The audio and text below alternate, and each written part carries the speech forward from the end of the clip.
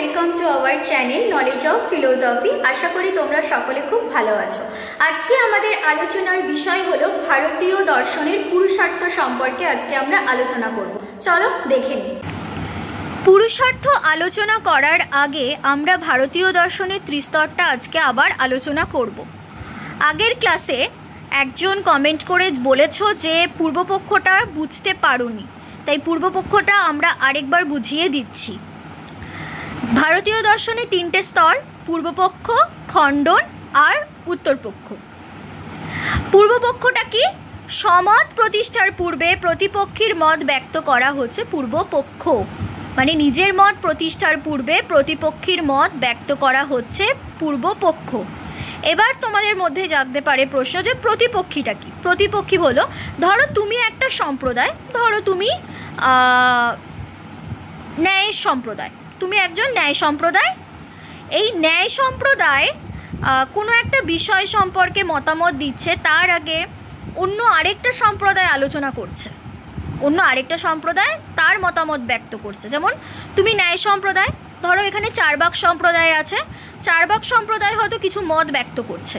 তোমার নিজস্ব মত, মানে তুমি কিছু মত ব্যক্ত করার আগে সেই চারবাক সম্প্রদায় কোনো কিছু ব্যক্ত করছে, সেটা হলো পূর্বপক্ষ। অর্থাৎ সমত প্রতিষ্ঠার পূর্বে প্রতিপক্ষীর মত ব্যক্ত করা হচ্ছে পূর্বপক্ষ। খণ্ডনটা কি? প্রতিপক্ষীর মতবাদের দোষ ত্রুটি নির্দেশ হচ্ছে খণ্ডন। যেটা কি, ধরো আমি যেটাই বললাম, তুমি হয়তো ন্যায় সম্প্রদায়, অন্য আরেকটা সম্প্রদায় হলো চারবাক সম্প্রদায়। চারবাক সম্প্রদায় হয়তো কোনো কিছু ব্যক্ত করেছে বা মতামত পেশ করেছে, সেখানে তুমি দোষ ত্রুটি নির্দেশ করছো, তার মতামতটাকে বিরুদ্ধে যাচ্ছ, সেটা হচ্ছে খণ্ডন। উত্তরপক্ষ কি?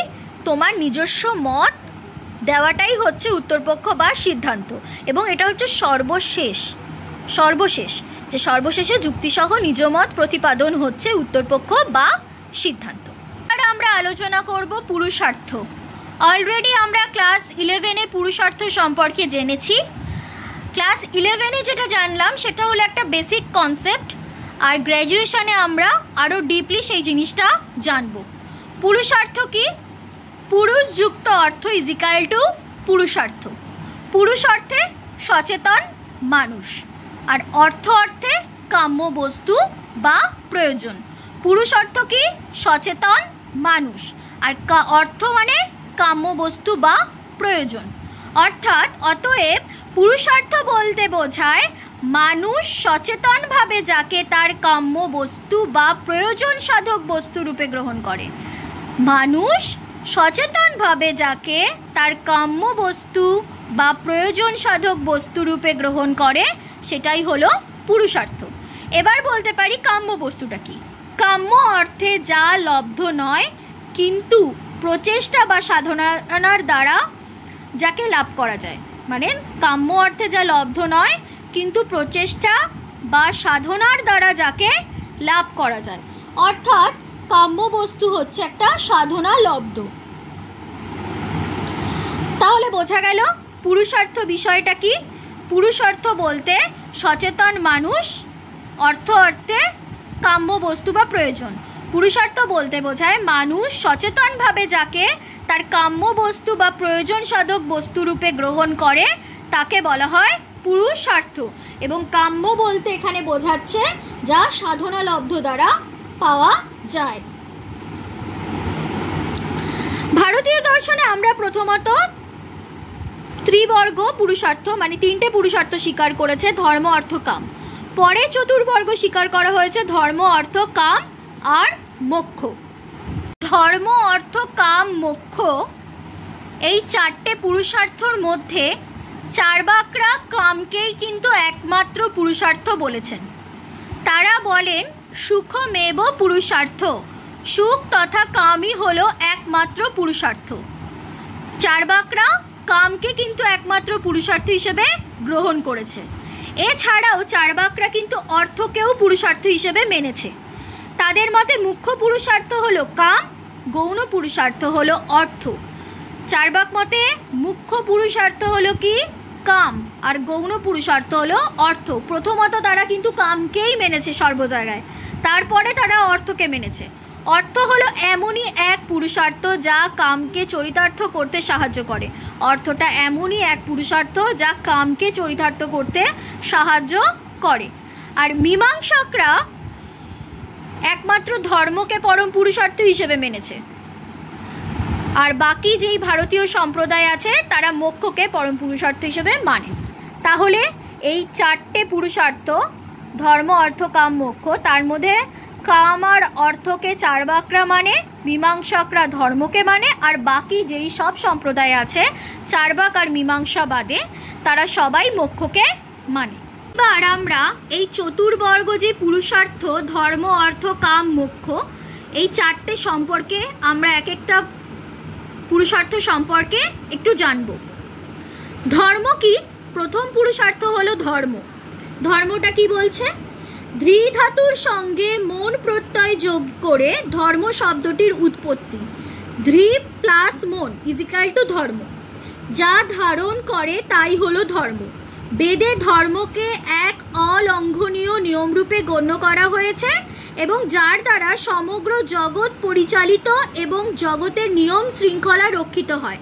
ধর্ম বলতে কি বোঝাচ্ছে? যে বেদে ধর্মকে একটা নিয়ম রূপে গণ্য করা হয়েছে যার দ্বারা এই জগৎ সংসারটা, জগতের নিয়ম শৃঙ্খলাটা চলে।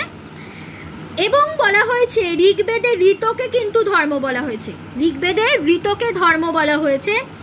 ঋত জীবজগৎ ও জড় জগৎকে নিয়ন্ত্রিত ও পরিচালিত করে, তাই ঋতকে ধর্ম বলা হয়েছে। এবং জগতের প্রত্যেক বস্তু নিজস্ব নিয়মে চলে, নিজের স্বভাব নিয়মে চলে এবং সেটাই তার ধর্ম। জগতে যা কিছু, যে সমস্ত বস্তু নিজের নিয়মে চলছে সেটাই হলো ধর্ম। ভারতীয় ধর্মশাস্ত্রে ধর্মকে লৌকিক অর্থে গ্রহণ করা হয়নি। লৌকিক অর্থে ধর্ম কি? লৌকিক অর্থে ধর্ম বলতে বোঝাচ্ছে ঈশ্বরের আরাধনা করা, কিন্তু ধর্মশাস্ত্রে ধর্ম শব্দটির অর্থটা বলছে কি? সামাজিক আচরণবিধি বা মানুষের অনুসরণীয়। ভারতীয় দর্শনে কিন্তু লৌকিক অর্থে ধর্মকে গ্রহণ করা হয়নি। লৌকিক অর্থে ধর্ম বলতে আমরা কি বোঝাচ্ছি? যে ঈশ্বরের আরাধনা করা। ধর্মশাস্ত্রে ধর্ম শব্দটির অর্থ কি দাঁড়ালো? সামাজিক আচরণবিধি যা মানুষের অনুসরণীয়। অর্থাৎ বলতে পারি সমাজে বসবাস করে নিজের এবং অপরের কল্যাণের জন্য মানুষকে যেসব আচরণবিধি অনুসরণ করতে হয় সেটাই হলো ধর্ম। ব্যক্তি তথা সমাজের কল্যাণের জন্য কর্ম সাধনই হলো মানুষের ধর্ম। সৎকর্মই হলো ধর্ম। প্রকৃতপক্ষে আমরা বলতে পারি হিন্দু ধর্মে কিন্তু ধর্ম ও নীতির কোনো বিশ্লিষ্ট ভাবে নেই, মানে ধর্ম ও নীতি নির্দিষ্টভাবে নেই। ওখানে ধর্মভিত্তিক নীতি, আবার কখনো কখনো নীতিভিত্তিক ধর্মের কথাও বলা হয়েছে। এবং যদি আমরা নৈতিক কর্মের কথা বলতে যাই, সেই নৈতিক কর্মগুলো কি কি? অহিংসা, ক্ষমা, ইন্দ্রিয় নিগ্রহ, যেটাকে সম বলি, দম, দয়া, শৌচ, দান, সত্য, তপস, অস্তেয়, জ্ঞান। অহিংসাটা কিন্তু শ্রেষ্ঠ ধর্ম। ধর্মের মধ্যে সব থেকে শ্রেষ্ঠ ধর্ম হলো অহিংসা, যেখানে কিনা জৈন আর বৌদ্ধ সম্প্রদায় কিন্তু এই অহিংসাকেই ধর্ম বলেছেন। বুদ্ধ মতে যিনি কর্মে, বাক্যে, চিন্তায় এবং জীবনের সব ক্ষেত্রে অহিংস, তিনিই প্রকৃত ধার্মিক। এ প্রকার সৎচিন্তা, সৎপথে জীবনযাপন প্রত্যেককে মানুষের পুরুষার্থ বা কাম্য বিষয়। আর বেদবিহিত জীবনযাত্রাকেই কিন্তু ধর্ম বলা হয়েছে। এবং প্রাচীন মীমাংসক দর্শনে বেদসম্মত যাগযজ্ঞের অনুষ্ঠানকে কিন্তু ধর্ম বলা হয়েছে। এইবার আমরা আলোচনা করব অর্থ। সেকেন্ড পুরুষার্থ অর্থ। ধর্মচারণের জন্যই কিন্তু অর্থের প্রয়োজন। যেমন আমরা বলতে পারি একটা যাগযজ্ঞ সম্পন্ন করতে হবে, একটা যাগযজ্ঞ করব, তার জন্য কিন্তু অর্থের প্রয়োজন। সেই যাগযজ্ঞটা করার জন্য অর্থের প্রয়োজন। অর্থটা কেন প্রয়োজন? তার জিনিসপত্র নেওয়ার জন্য, তার যেই সামগ্রী সেগুলো কিনতে হলেও তো আমাদের অর্থের প্রয়োজন। এমনি এমনি তো আর কাজটা সম্পন্ন হতে পারে না, তাই ধর্মাচরণের জন্য অর্থের প্রয়োজন।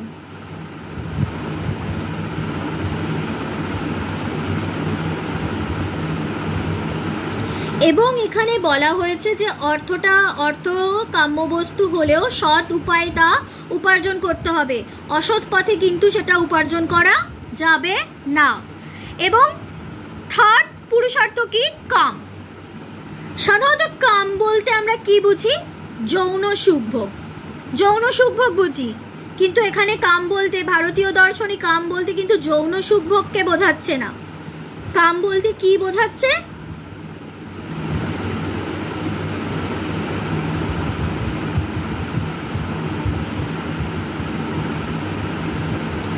যে কোনো প্রকার ইন্দ্রিয় সুখ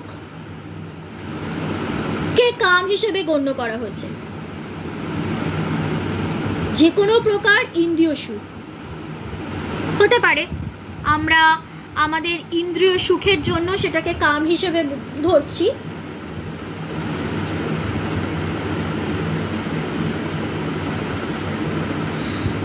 আমাদের ধরো একটা জায়গায় দিয়েছে, চার্বাকরা যে বললো না যে কাম হলো পরম পুরুষার্থ, চার্বাক মতে কেন বলেছে? তারা বলেছে সুখমেব পুরুষার্থ, অর্থাৎ সুখ তথা কামই হলো পরম পুরুষার্থ। চার্বাকরা কিন্তু বলেছিল একটা জায়গায়, এটা তোমরা 11-এও পড়েছো, যতদিন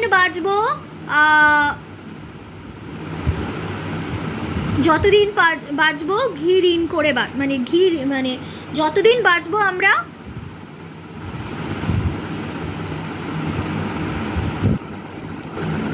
কি বলেছে চার্বাকরা? যে বলেছে যে যতদিন বাঁচবে সুখে বাঁচো, ঋণ করে ঘি খাও। যতদিন তোমরা বাঁচবে সুখে বাঁচো, ঋণ করে ঘি খাও, এই কথাটাই কিন্তু বলেছে। তার মানে শুধুমাত্র কাম বলতে দৈহিক সুখভোগকে বোঝাচ্ছে না, মানুষের বিচারশীলতাকেও বোঝাচ্ছে, মানে মানুষের বিচারশীলতাকেও বোঝাচ্ছে এই কাম। যে আমরা যতদিন বাঁচবো শুধু ইন্দ্রিয় সুখ না, আমাদের খাদ্যদ্রব্য দিয়েও তো দরকার হয়, আমাদের নিজস্ব সুখের তো প্রয়োজন, সেই জন্য সেটাকে বলা হচ্ছে কাম। মোক্ষ কি?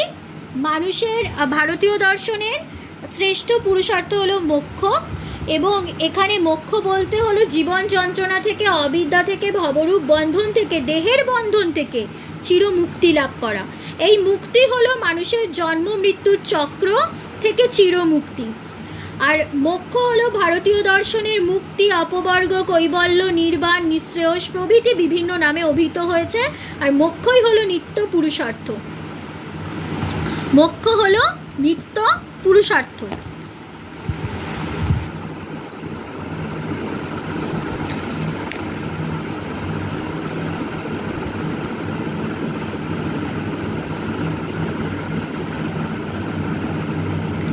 এবং এই মোক্ষের স্বরূপ সম্পর্কে বিভিন্ন সম্প্রদায়ের বিভিন্ন মতামত আছে। বৌদ্ধ মতে মোক্ষ বা নির্বাণ হচ্ছে আত্যন্তিক দুঃখ মুক্তি। মোক্ষ বা নির্বাণ হচ্ছে আত্যন্তিক দুঃখ মুক্তি। অদ্বৈত বেদান্ত মতে হচ্ছে মোক্ষ হচ্ছে এক অনাবিল আনন্দময় অবস্থা।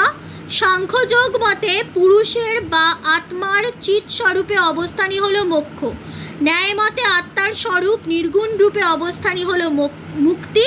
আর রামানুজের মতে ঈশ্বরের অংশরূপে জীবের যে উপলব্ধি তাই হলো মোক্ষ বা মুক্তি। সর্বশেষ পুরুষার্থ যেটা, সেটা হলো মোক্ষ। এইবার আমরা দেখব ভারতীয় দর্শনের ধর্ম, অর্থ, কাম, এই চারটে এবং মোক্ষ, এই চারটের মধ্যে কি বলছে? ধর্ম, অর্থ, কামের সঙ্গে মোক্ষের পার্থক্য নির্ণয়ের জন্য ভারতীয় দর্শনে শ্রেয় ও প্রেয়ের মধ্যে একটা পার্থক্য করতে হয়েছে। যে এই শ্রেয় আর প্রেয়ের মধ্যে পার্থক্য করতে হচ্ছে। প্রেয় মানে কি বোঝাচ্ছে? প্রিয় বস্তু, যেটা কিনা ধর্ম, অর্থ, কাম জীবনের প্রেয়। আর শ্রেয় হলো মোক্ষ। শ্রেয় শব্দের অর্থ হলো হচ্ছে শ্রেয়ান, মানে হচ্ছে প্রশস্ততর। শ্রেয় হচ্ছে মুক্তি এবং মুক্তির উপায় আত্মজ্ঞান। তাহলে এটা বোঝা গেল ধর্ম, অর্থ, কাম আর মোক্ষকে দুটো অর্থে ভাগ করা হচ্ছে, শ্রেয় আর প্রেয়। প্রেয় হচ্ছে ধর্ম, অর্থ, কাম, আর শ্রেয় হচ্ছে মোক্ষ। আজকের ক্লাসটা যদি তোমাদের ভালো লেগে থাকে অবশ্যই কিন্তু লাইক আর শেয়ার করো, আর যদি নতুন কোনো সদস্য থেকে থাকো তাহলে চ্যানেলটিকে সাবস্ক্রাইব করো। এবং অবশ্যই যেটা সবসময় বলি, যদি ক্লাস সংক্রান্ত কোনো সমস্যা থেকে থাকে তাহলে আমাদের চ্যানেলে নলেজ অফ ফিলোসফি যে চ্যানেল, সেই চ্যানেলে তোমরা কমেন্ট করে জানাতে পারো। এবং তোমরা আমাদের নলেজ অফ ফিলোসফির ফেসবুক যেই পেজ আছে সেখানেও কিন্তু তোমরা কমেন্ট করে জানাতে পারো। তোমাদের প্রত্যেকটা প্রবলেম সলভ করার জন্য আমরা তৈরি। আমাদের চেষ্টা যতটা পারবো, আমাদের যতটা সাধ্য হবে আমরা চেষ্টা করব তোমাদেরকে এই প্রবলেমগুলোকে সলভ করে দেওয়ার। ক্লাসটা যদি ভালো লেগে থাকে অবশ্যই কিন্তু লাইক আর শেয়ার করতে ভুলো না। আজকের ক্লাসটা এইটুকুনি। Thank you.